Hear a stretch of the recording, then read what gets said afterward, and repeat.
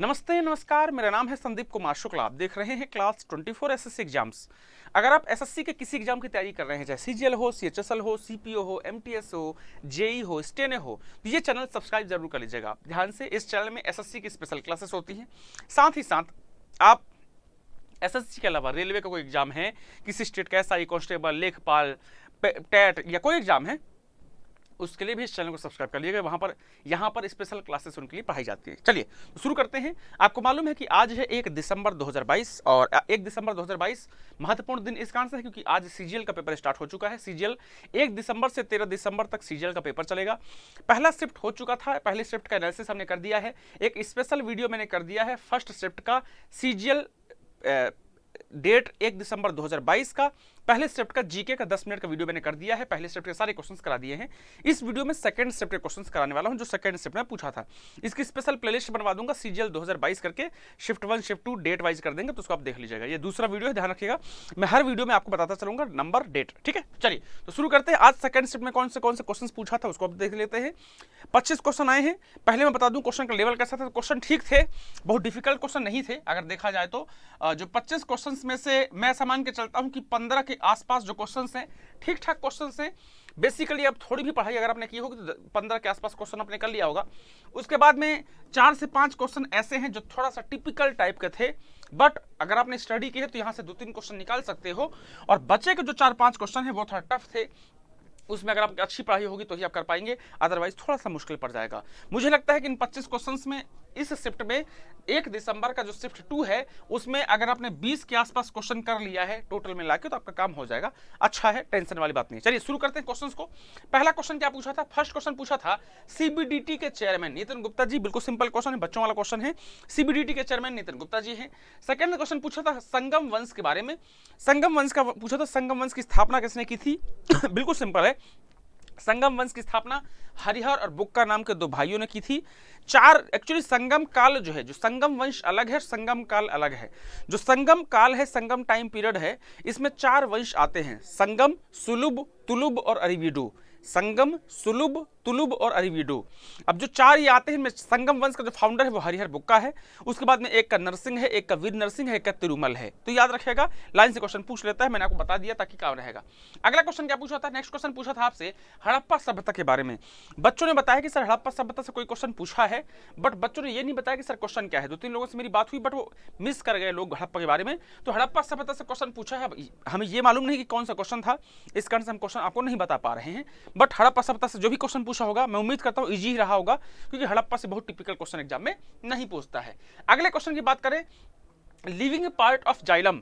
जो जाइलम होता है, जो लिविंग पार्ट होता है, उसको बोलते हैं क्या? आपका पैरेनकाइमा। पैरेनकाइमा होता है इसका लिविंग पार्ट। बिल्कुल सिंपल क्वेश्चन है, बट जिनको बायोलॉजी नहीं आती उनको हो सकता है इस क्वेश्चन में दिक्कत हुई होगी। बट ऐसा मानता हूं कि ये क्वेश्चन आपका मॉडरेट है, इजी मत बोलिए, मॉडरेट बोल दीजिए। अगला सवाल पूछा था ब्रह्म समाज के स्थापक राजा राम मोहन राय। बिल्कुल सिंपल क्वेश्चन था। अगला सवाल था आर्टिकल 360 के बारे में। आज मैंने जब पहले शिफ्ट का एनालिसिस करवा रहा था तभी मैंने इस क्वेश्चन को डिस्कस किया था। सोचिए, अगर किसी ने पहले शिफ्ट का एनालिसिस देखा होगा तो सिर्फ सेकंड शिफ्ट में टिक करके आ गया होगा। आर्टिकल 360 फाइनेंशियल इमरजेंसी, वित्तीय आपातकाल से संबंधित है, फाइनेंशियल इमरजेंसी से संबंधित है। क्लियर है? चलिए अगले आर्टिकल की बात करते हैं। अगला आर्टिकल आता है सरोद प्लेयर का।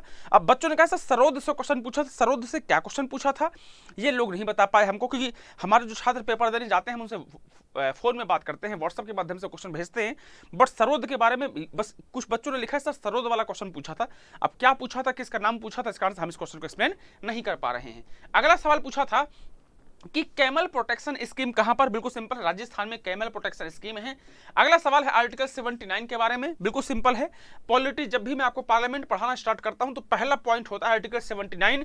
आर्टिकल 79 कहता है कि president plus Lok Sabha plus Rajya Sabha is equal to parliament.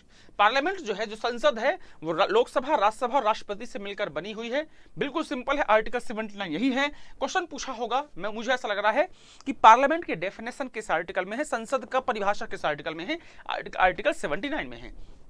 अगले क्वेश्चन की बात करेंगे। अगर अगला क्वेश्चन था सन ग्लासेस में कौन सा ग्लास इस्तेमाल किया जाता है? मुझे ऐसा लगता है कि क्वेश्चन इजी नहीं है, बहुत बच्चों ने इस क्वेश्चन का सही नहीं किया होगा। जो क्रूक्स ग्लासेस होते हैं उनका इस्तेमाल किया जाता है सन ग्लासेस में, याद कर लीजिएगा। नेक्स्ट क्वेश्चन पूछा है आपका कि जो स्टार्च होता है वो प्लांट में जो स्टोर होता है कहां पर होता है, तो जो प्लांट्स होते हैं उसमें जो स्टार्च स्टोर होता है वो आपका क्रोमोप्लास्ट में होता है। ये क्वेश्चन भी इजी नहीं मानूंगा, क्योंकि जनरली बच्चों को फिजिक्स केमिस्ट्री बायोलॉजी में दिक्कत होती है, तो फिजिक्स केमिस्ट्री बायोलॉजी क्वेश्चन आसान नहीं होता बच्चों के लिए।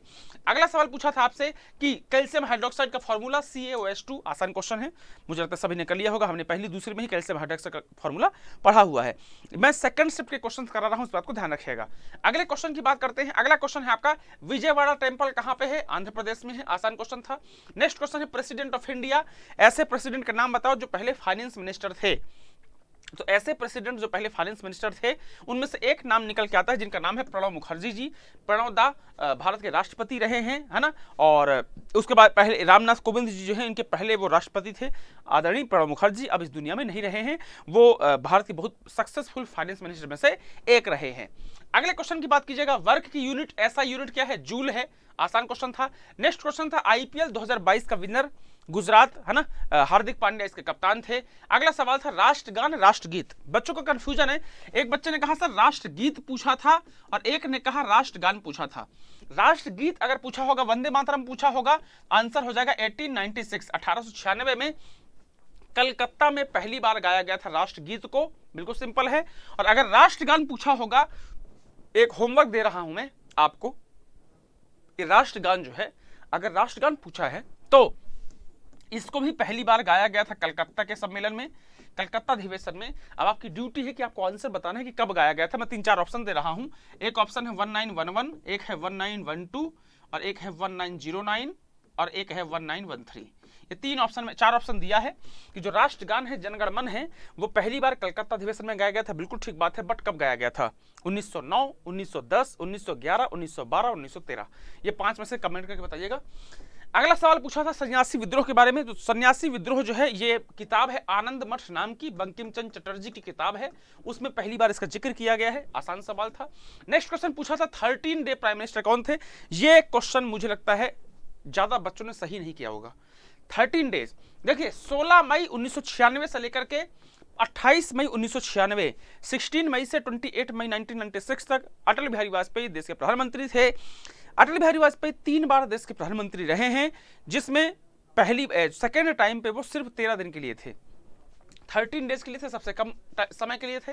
अगला सवाल है ये क्वेश्चन मुझे लगता है सभी लोग ने मतलब 95% बच्चों ने गलत किया होगा, ये टफ क्वेश्चन है, ध्यान रखिएगा। कैसे, 22वां संविधान संशोधन 1969 जो है यहां से क्वेश्चन पूछा था।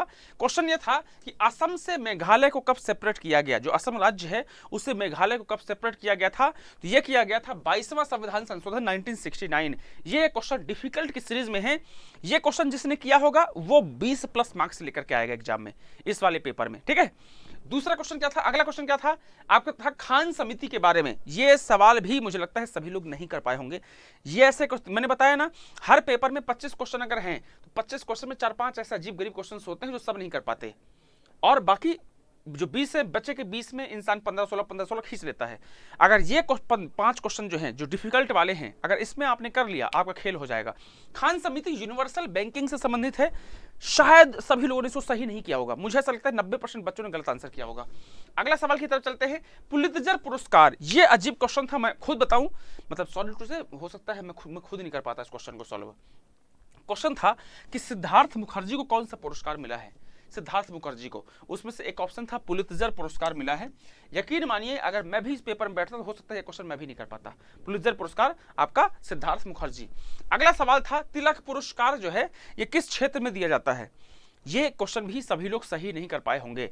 जब जो 4-5 क्वेश्चन डिफिकल्ट होते हैं ना वो यही है, इन क्वेश्चन को सॉल्व करना दिक्कत वाली बात होती है, और यहां से जिसने 1-2 क्वेश्चन निकाल लिया वो 20+ कर जाता है। तिलक पुरस्कार 1983 में शुरू किया गया था समाज सेवा सोशल वर्क के लिए। अगला है आपका लंगत सिंह कॉलेज के बारे में, जनरल क्वेश्चन था, मुझे लगता है डिफिकल्ट नहीं मानेंगे इसको। यूनेस्को जो है उसका जो वर्ल्ड हेरिटेज ऑब्जर्वेटरी जो लिस्ट है उसमें लंगत सिंह कॉलेज बिहार को शामिल किया गया है, आसान क्वेश्चन था। नेक्स्ट क्वेश्चन था नेशनल हैंडलूम दिवस कब मनाया जाता है? तो जो नेशनल हैंडलूम दिवस है 7 अगस्त को मनाया जाता है। अगला सवाल क्या पूछा था? अगला सवाल पूछा था चिराग योजना कहाँ की योजना है? तो जो चिराग योजना है ये हरियाणा की योजना है, ईडब्ल्यूएस के लिए है, ईडब्ल्यूएस के लिए, ईडब्ल्यूएस जो होता है उनके लिए चिराग योजना है। क्लियर? तो ये सवाल है सेकंड शिफ्ट के। याद रखना, मैं पेपर देने नहीं गया ना हमारे साथ के टीचर गए, हमारी टीम के लोग जाते हैं, अलग अलग शिफ्ट में पेपर होता है, बाकी आप छात्र लोग जाते हैं, सभी छात्र जाते हैं पेपर देने के लिए। तो आप लोग जो क्वेश्चंस हमें बताते हैं वो क्वेश्चन हम आपको कराते हैं, हम अपनी तरफ से दिमाग नहीं लगाते। जो क्वेश्चन आपने बताया वो क्वेश्चन हम मानते हैं, आप ट्रस्ट करते हैं आपके ऊपर। तो सेकंड शिफ्ट में जो जो क्वेश्चन आपने हमें बताया है वो क्वेश्चन हमने करा दिया।